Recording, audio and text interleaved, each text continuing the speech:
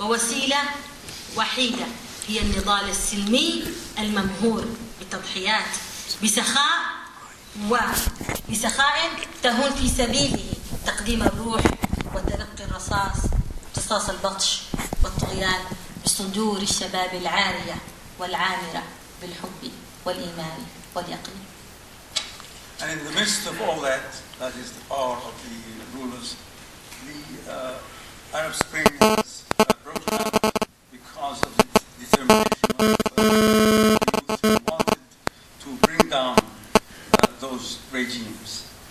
And the method that they have chosen to use has been the peaceful method, which necessitated a lot of sacrifice, where people were meeting bullets with their bare chests,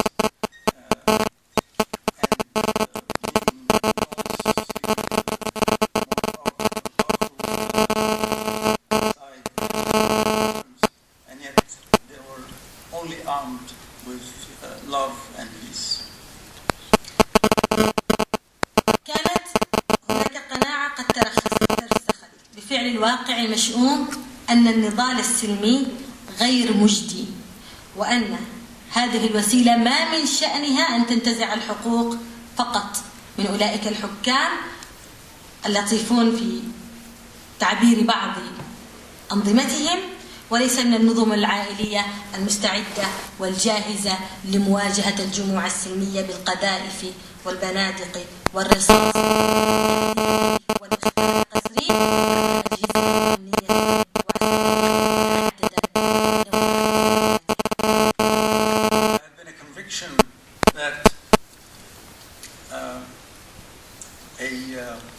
Peaceful resistance is not very effective.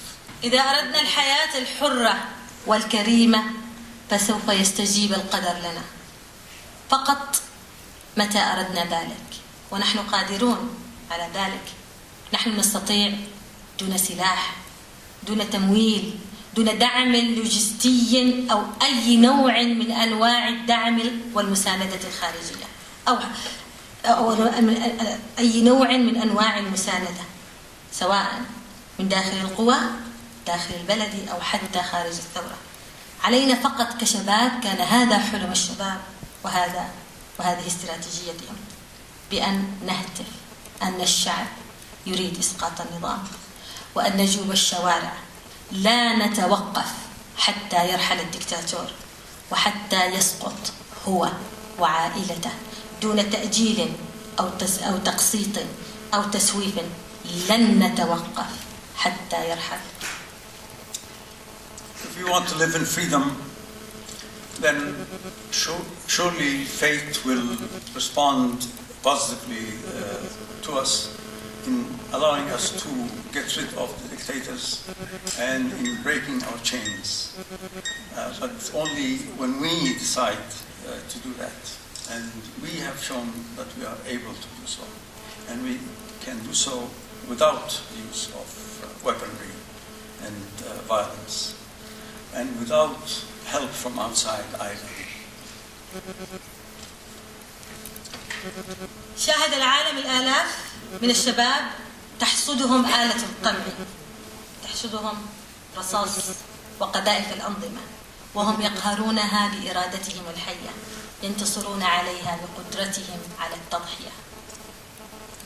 كنا حين نجوب المسيرات نعلم يقينا أن البلاطقة وأن الشبيحة ومخبري النظام وغيره تترصدنا في الأزقة وأسطح المباني في كل منعطف، لكن بقدر اليقين الذي كنا نحمله بأننا سنموت في أي وقت وأي مكان، كان لدينا يقينا أكبر بأننا أقوى من الرصاص، بأننا سوف نقهر الرصاص، بأننا سوف نقهر الأنظمة الدكتاتورية، ولسوف ننتصر وقد فعلنا.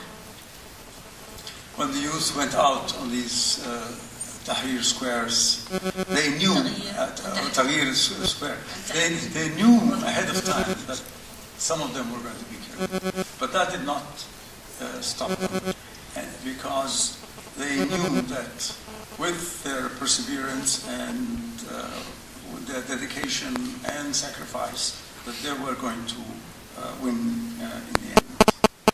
أنا حين أقول الشباب الربيع العربي، الشباب أنا أعني هذه الكلمة، نعم أعني الشباب، فهم من أحدث التغيير، وهم من قدم التضحيات، وهم من أحدث الفارق.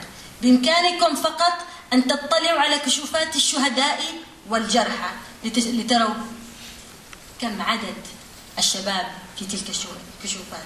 ستجدون أن جلهم وغالبيتهم الساحقة دون سن 25، وغالبيتهم الساحقة لم تتجاوز العقد الثالث من العمر، إنهم في عمر الزهور.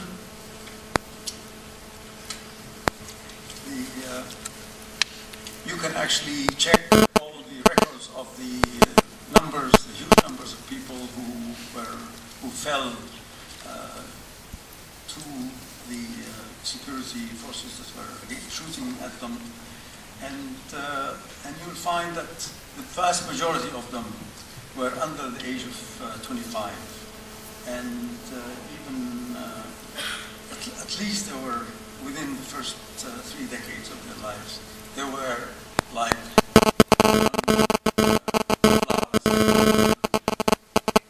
لكنهم جمعوا حكمة العصور وجسارة جميع الأزمان والأمكنة.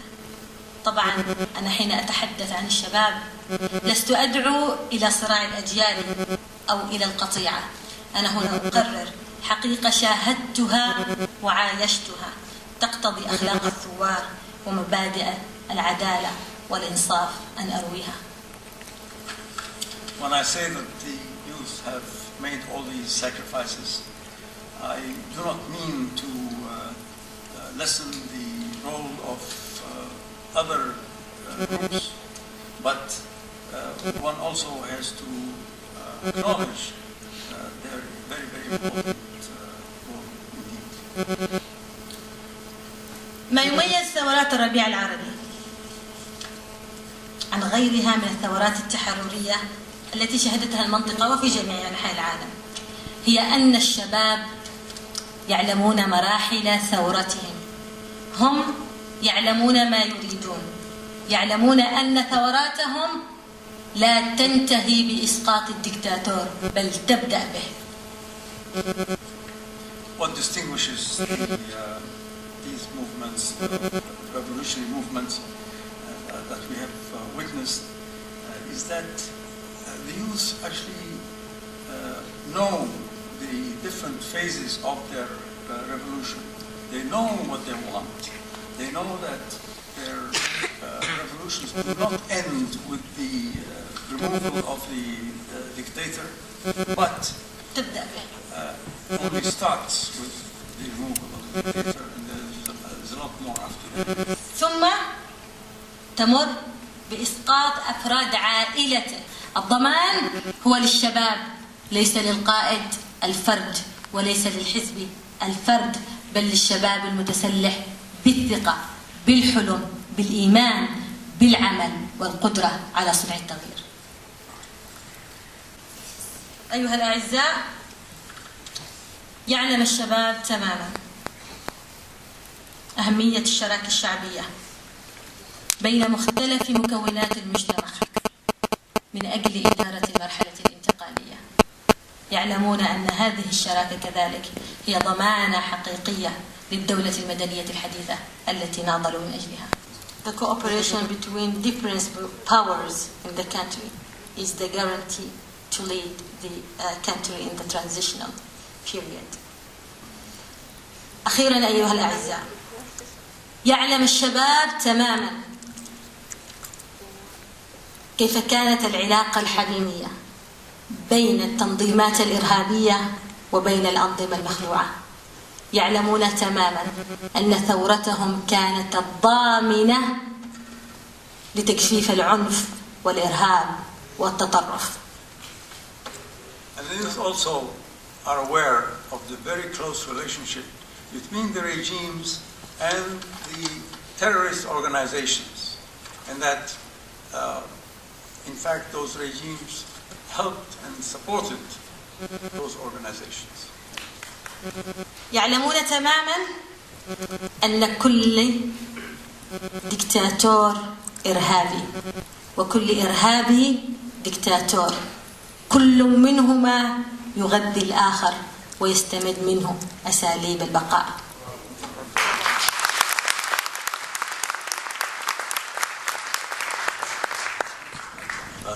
يعلمون تماما أنهم لم يحلمون لكي يخسروا حلمهم، وبأنهم قادرين على أن يؤدوا نفس الدور الذي لعبوه في الثورة، وأن الدولة التي ضحوا من أجلها دماءهم ضحوا من أجلها الكثير والكثير بأنها آتية لا محالة، وقد أقسموا بأن دولتهم المدنية قريبة جدا. شكرا جزيلا.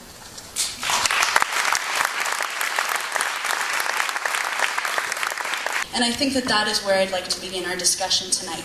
What role do you really see young people taking on in sort of affecting change in their communities? I will try to speak English. And if You don't need me. Yeah. No, I will need you. As I told you, that the youth came at a period that there is no hope and there is no any act from the traditional powers. What I mean with traditional powers, I mean parties, I mean tribes, I mean even civil society, even journalists. All of them, they were struggling in some way, and the previous regimes, they didn't listen to them. The deterioration تدهور أنفع يعني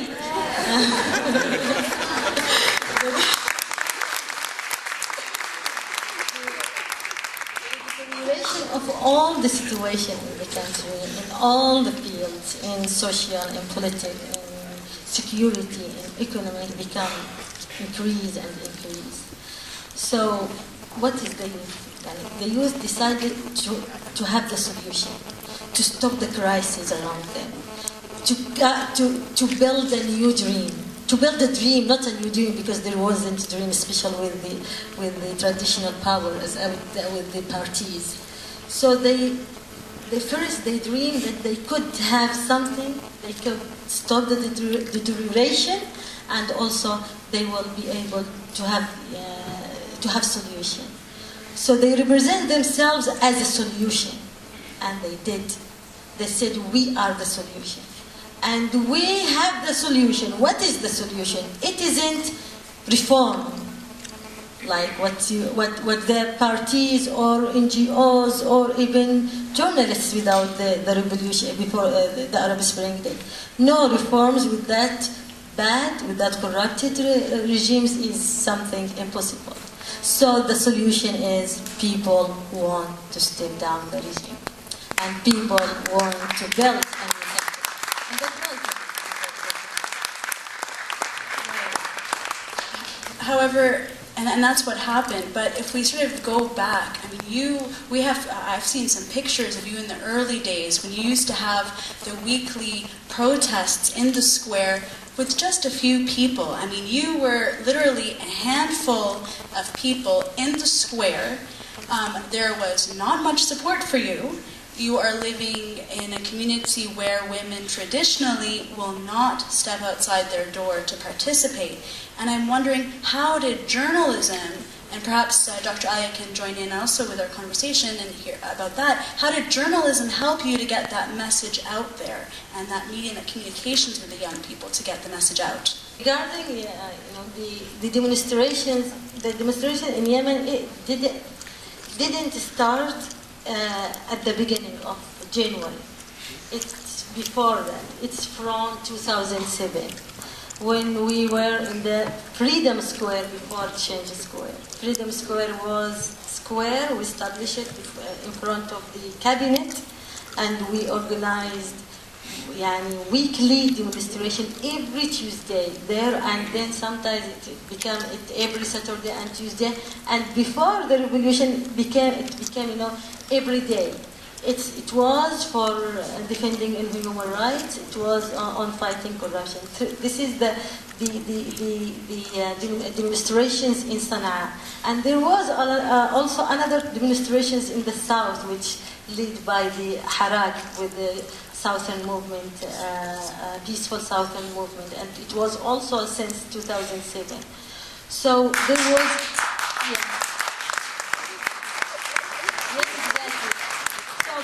Them, youth, and they are in the people in the Freedom Square and Al-Harak al-Janubi Sami peaceful Southern movement.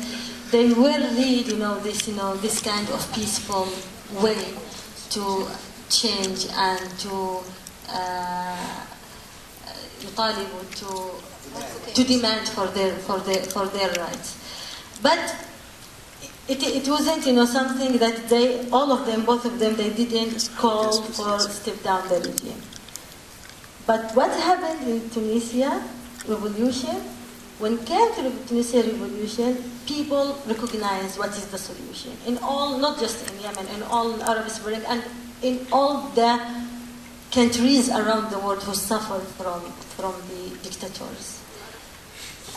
The youth, after that, yes, before the revolution we were a small number of human rights defenders, of people who are suffering from, who are demanding for their rights.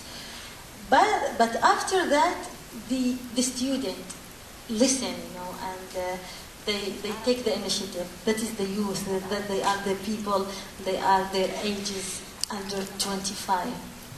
I was with them in the first days. Before that, before Tunisia revolution, we were in front of Sana'a University, and we say, wake up, Sana'a, wake up, student, wake up. Really, I was always dreaming of how can I work with youth to solve the problem of Yemen. I know that I am so confident on their ability, and all my lectures, all my sit-in demonstrations was calling youth more than parties, more than tribes. And Tunisia revolution gave me and gave the country this, this opportunity, which is when the society wake up, when the society wake up, it starts with the student. And we started with the student in the beginning, and we were a small number also with students of Sana'a University. And traditional parties, they just saw to us. Even also the international community, they just watched to us, and they sent messages, sent their ambassadors to stop and to convince us to stop, because it's dangerous to Yemen to have this kind of revolution. Tawakkol, you will fail. You will not be able to convince people inside Yemen to have a great revolution. You are not Tunisia and Egypt, they thought. So you will be just force youth to do that, and you will be killed, and the youth will be with you to be killed, and nothing will happen. All of them, they said that. And I told them, no, you will see. How is Yemeni will respond to our voice, and you will see how million people in Yemen will go under our voice. And we did. Unveiling what is really hidden underneath, it is just, again, so phenomenal to see also a woman doing that. So all of this, I can ask tons of questions, but let's just start with the journalism and being also a journalist in this field. I can imagine being a woman and a journalist doing and firing these, advocacy and peace messages to youth. That would quite be, irritating for many in your sphere. And so, can you talk a little bit about that, please? As a woman, first, and as a youth. We didn't just stay at home and cry and said, okay, please give us a solution. why that? No, we said we are the solution. So we practiced that, and we go to the street, and we did it. We broke all the constructions around us, all the walls around us. It was a big walls around us, bad customs and traditional, and also wrong fatwas that came from sheikhs that belong to governor. So, and both of them, they are so dangerous. And also the economic field. Also, there is a lot of wars, but the most dangerous one, which is traditional and also fatwas. And because of that, I always say that women in Arab Spring, they didn't make one revolution. They made 3 revolutions in one time. Against the dictator, against the customs and the traditional, and also against the wrong fatwas. So before the revolution, the only agenda was the country, was the state, with human rights, with defending on human rights. But now, the agenda is different. And what is the agenda? Is to defend on sector, طائفي صح؟ طائفي sector? Sectarian. To defend on sectarian. That is very dangerous, and especially when it came from some of journalists. People, they are aware enough to stop that, but journalists has to take, has to return to their rule on building country. Now is the step of building country, because revolution is destroy and building. And if we build country without an honest journalist, an honest press, that is very dangerous. Yeah.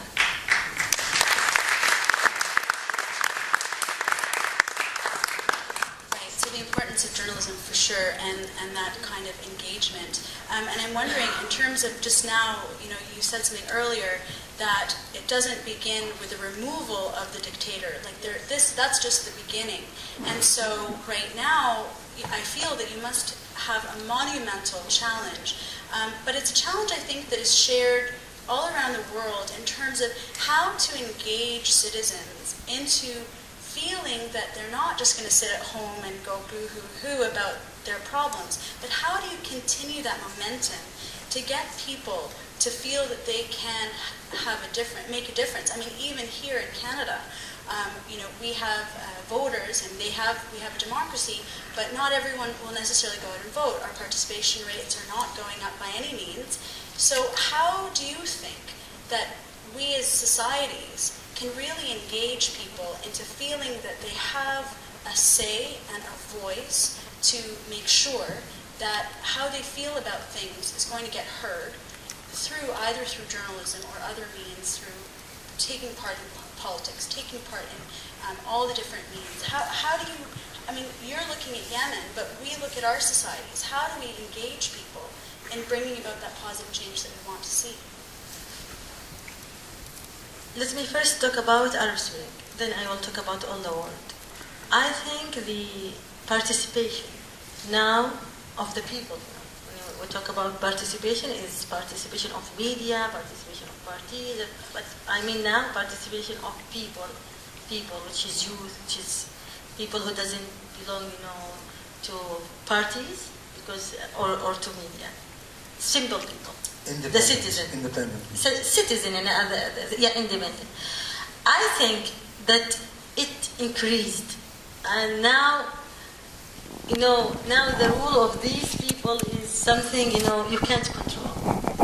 Their participation through, if they are educated and they have their laptops and they access to internet, just enter to their pages. You will be so proud of them, because they observe the governments, they observe the authorities very well.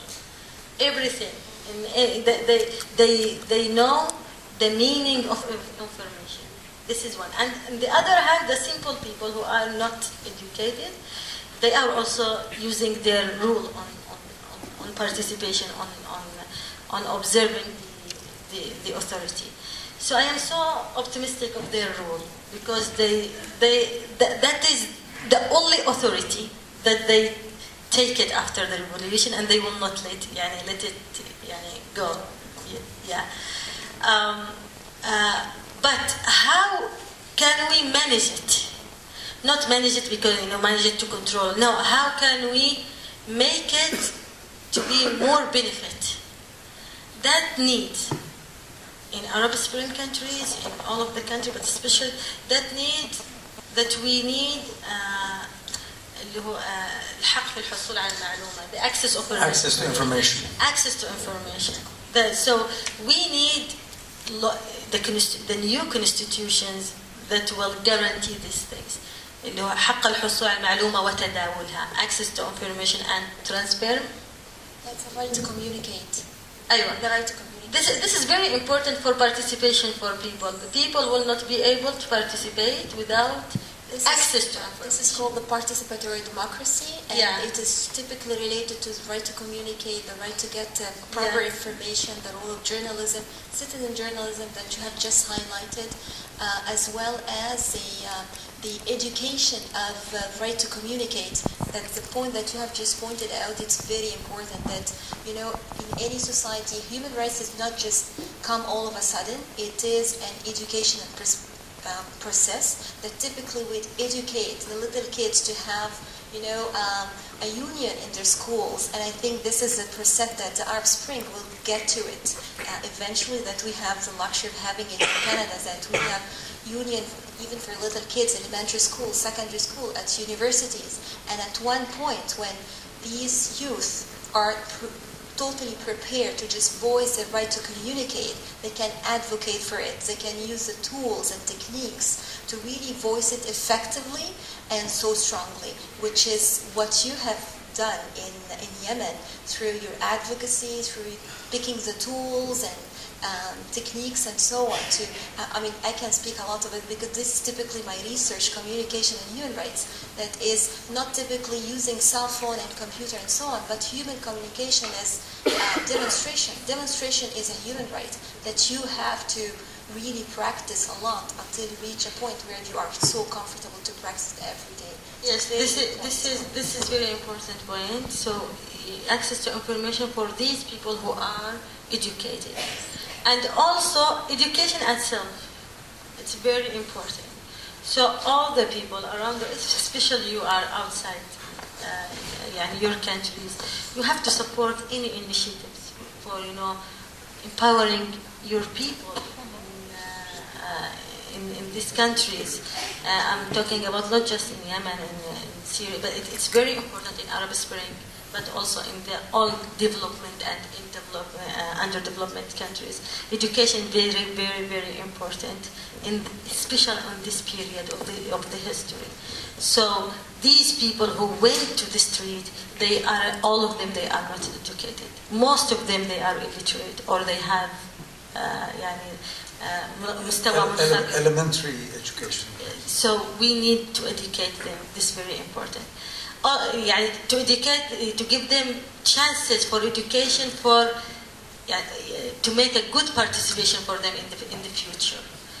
And the most important thing, which is encouraging youth, encouraging women to make their alliance, to make their organizations. So you alone, as a person, yes, you can do something. But also if you have an institution, you build an institution, you can make a great difference. So they have to gather themselves, to gather themselves in parties, in organizations, to be in the process of the political process. So to make change, to don't say that they hijack the revolution from us. Okay, you are the reason because you didn't gather yourself enough. So they need to gather themselves because It's طبيعي. Yeah, it's natural to be proactive rather than passive. The other parties, it's their rule, it's their rights to be there, it's their rights to competitive, it's their right to participation. You can't delay them. But if you want, enter to these parties, change inside their parties, or create your own parties. So that is very important for participation. Without that, the participation will be through Facebook, through Twitter, but we need them to be in all the fields inside their society. About the youth around the world, how can they participate? I think you did a good work. I don't know, in Canada I didn't ask yet, but I will ask. But I saw the people in other countries, they make a great work in demonstrations, in sitting, in make awareness on what happened in Arab Spring countries, and How did we do, guys? How did we do? Did we have any demonstrations during the Arab Spring? I think there's a few people during your acceptance speech for the Nobel Peace Prize. Exactly. So this is humanitarian. This is humanity is something تجمعنا. It brings us together. So when you care about any country around the world, it's your country. So we are human. We live in small land, which is our country. It isn't now Yemen or Canada or so. This is our small land. The earth is our country. The human is our identity.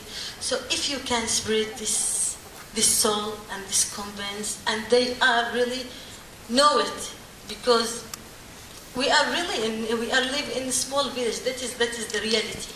So I think we can live in one world, help each other, work with each other, and build this new world on peace and love and respect and all the good things. So we're very fortunate because Dr. Karman, you're a very generous guest and you're giving us a lot to think about. I think it's a good time to open it up to the floor for questions. Now, we don't have tons and tons of time, though the time is going by very quickly. We have a microphone set up to the right of me, left of you, and we also have the live tweeting that's going on online right now. We have Maria Elghawaby, she's there, and she actually... What is Maria? Maria is there, and she was quite instrumental for Tawakkol Karman during the protests. She set up the Yemen Human Rights Monitor website, and she was following and doing the Facebook page. So she has been live tweeting, and I think that maybe we'll take a question from the Twitter feed first, and then we can go to the audience member. Okay, and this is, Aliaa Dakroury, who was with you at the Salah University. Yeah. Okay, well, he says hi, and we started Yemen Rights Monitor together to make sure. Okay. This question you can ask that, not from Islamic just. You can ask from a conservative country. So all the power there, all the parties, most of them, they don't give women their rights. It isn't it isn't something specialized to any party. It's culture unfortunately, on most of the Arab countries, and most of the development and the underdevelopment countries. I believe that, and I think you believe the same things, that the problem with women and the problem with human rights and with democracy, it isn't with religion. There is no religion. Islam, Christianity, Judaism, all of them, they respect human rights, and they respect women, and they respect democracy. The problem is with wrong fatwas that came from dictators, from the palace of dictators. So that was the problem, and as I said, that women make a revolution against this fatwas. So we have a lot of fatwas inside the revolution. When we tens of fatwas that you have to stay at home. It's haram to go to the change square. It's khtilat, and that came from previous from Ali Abdullah Saleh. He made 3 speeches against women in the change square, and he told them that you are in ikhtilat and you do something against Islam. So that is the fatwa of Ali Saleh. It isn't the fatwa of any other powers. So because of that, when he did that, when he made that, and all the dictators support this kind of fatwas, why? Because they are afraid from women. They know that woman, if do something, if she decides something, she will continue. And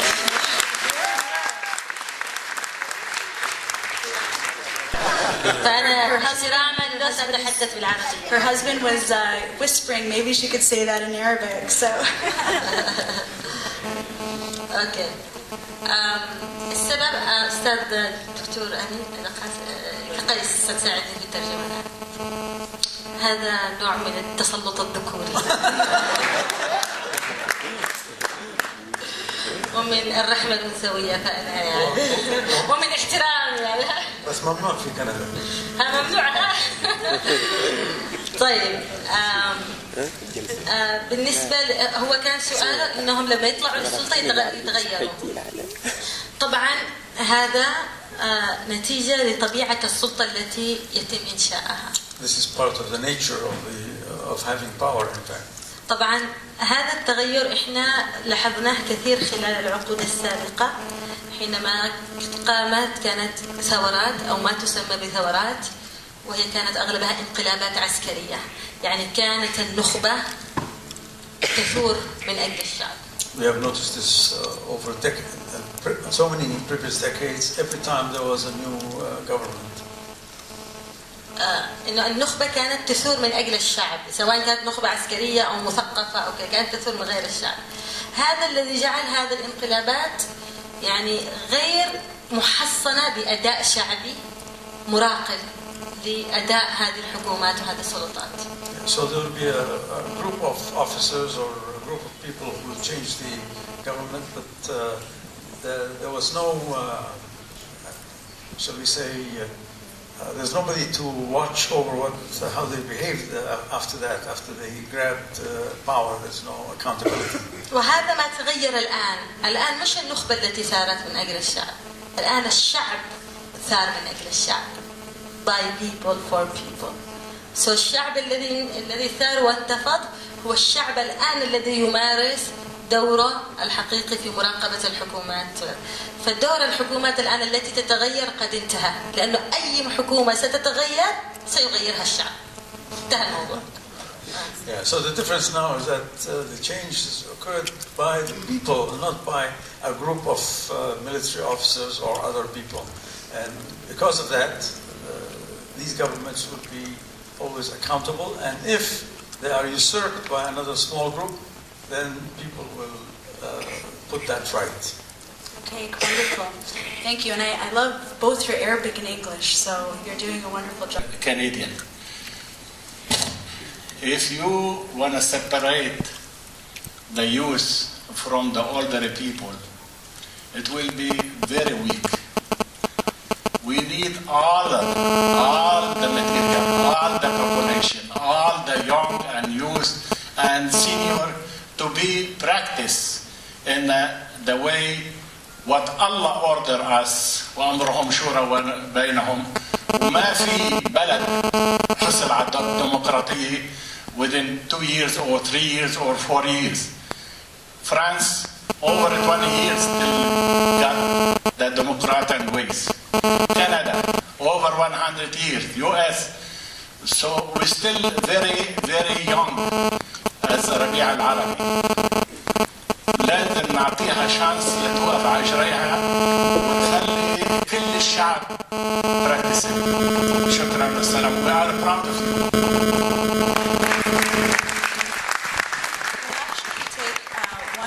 question, and then Dr. Karman can both reference that last comment and question. So we'll take one more from the Twitter from Maria.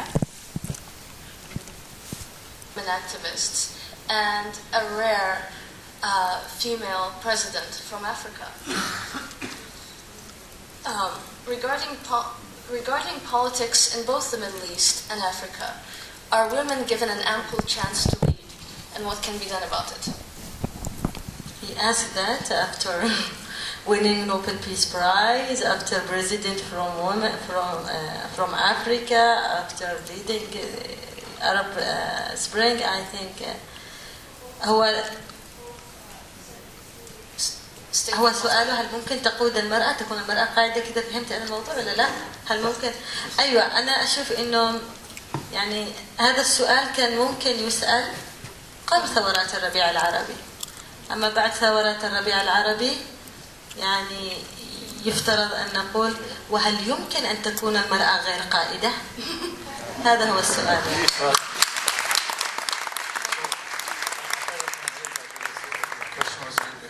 I mean, that statement might have been valid before the Arab Spring, but now after the Arab Spring, it's obvious that there have been women leaders, and here's the prime example. I just want to jump in here for speaking. The other question, from Lebanon, 50-50.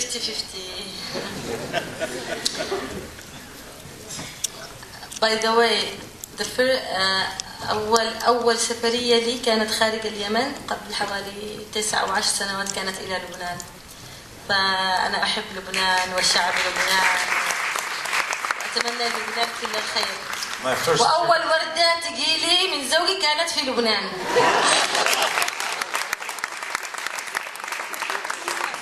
وكان شعر غزل هذاك اليوم ما فيش مثله يعني. طيب. Translation. Come on, Dr. Qais. The first trip I made outside of Yemen has actually been to Lebanon. So I love Lebanon. And the best poem. Okay. When people talk about Lebanon, I remember his flower. Okay. 50-50. Arabic. والله حلو يا ناس، خلوني اتدرب شويه عليكم. Exactly, give her a chance. اتدرب شويه. She's getting requests for Arabic. زي ما تحبي. بالنسبه لي الوضع في اليمن، احنا الان في فتره انتقاليه. هذه الفتره الانتقاليه التي أطحنا قبلها بثورتها بالمخلوع علي عبد الله صالح، لم يكن لها أن تأتي لولا الثورة الشبابية الشعبية السلمية. We are in a transitional phase, and the revolution which has removed Ali Abdullah Saleh would not have occurred had it not been for all of that activity that you have witnessed. Yeah. The transitional period didn't come without the peaceful revolution. So even the 50-50 حتى 50% هي نتيجة لما حصده الشباب والتغيير الذي رفضه الشباب. لأنه حتى هذا المستوى الذي وصلنا إليه ما كان له أن يحصل لولا الثورة الشبابية الشعبية السلمية. And this 50-50 arrangement was only possible because of the work and the sacrifices of the youth. هل إحنا راضين عن 50% في الحكومة الانتقالية؟ نتحدث عن الحكومة الانتقالية لأنه بشكل عام ما فيش حاجة اسمها 50%. لكن في الحكومة الانتقالية 50%، هل نحن راضين؟ حقيقة لم نكن نتمنى ذلك. We are not satisfied with the 50-50 arrangement, but we do recognize that this is a transitional phase. وحلوة هذا إنه إحنا معترفين بالفترة الانتقالية. عجبتني حق الإضافة. He's very political diplomatic. وأيضا إحنا راضين عن أداء الرئيس عبد الرب منصور هادي، والذي لولا الثورة الشبابية الشعبية لما جاء الرئيس هادي ولما يعني قاد المرحلة الانتقالية.